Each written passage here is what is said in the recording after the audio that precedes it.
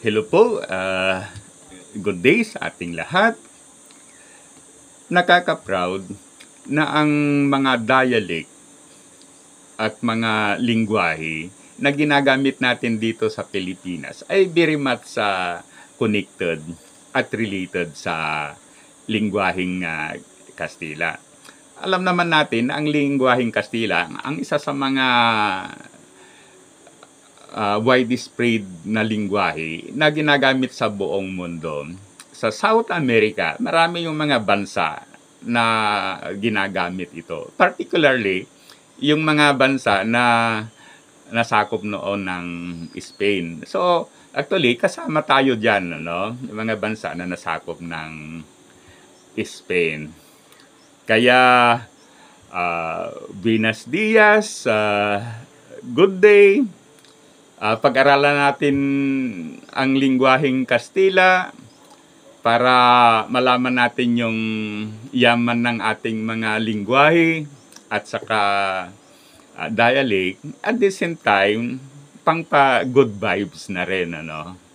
Okay, for the sake of enjoyment. Kaya sana suportahan ninyo ako for this advocacy. Kaya muli, buenos dias, amigos, amigas. Kaya, comencemos la lecciones in Spanish. In Spanish. Okay. Mag-start tayo sa mga pangalan ng mga membro ng isang pamilya, no? Alam naman natin na ang family is the basic unit of the society. Kaya napakahalaga ito. Kung ayos na ayos sa pamilya, then ang ating lipunan, ang buong mundo ay magiging maayos din.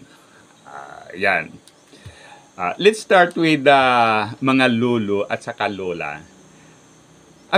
Sa lingwaheng Kastila, ang tawag nila sa mga lolo ay abiol o kaya abiolo. Yan, lolo. Sometimes, tinatawag din itong abuelito o kaya yayo. So, ang yayo ay very much related sa lingwaheng Pilipino. Okay, yayo. Parang yaya, yayo. Yung lola naman is abiola. Ayan, abuela. Baka nagkamali ako sa pronunciation, abuelo, pagkatapos abuel, then sa lola is abuela. Okay. Then yung mga parents naman, sa Kastila, parents, ang equivalent nito, ang synonym nito ay parentes. So when we speak of the parents, ito yung father, na ang tawag sa Kastila ay padre o tinatawag din nilang padre di pamilya. Pagkatapos the mother ay madre. Ayan, mother of the family. Kaya nga yung yung sa simbahan, yung mga madre, ang tawag nila doon sa mga nuns, Okay, so may connection diyan. Ano pa? Yung mga uncle at saka auntie. So, ang tawag sa mga uncle ay tito o kaya tiyo. So, pareho sa Pilipinas. Tito at saka tiyo.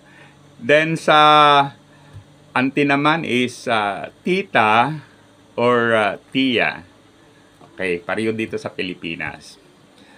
Pagkatapos, mga pinsan. Okay, ang tawag sa pinsan ay primo, paglalaki, singular, primo. Pag plural, ang tawag ay primos.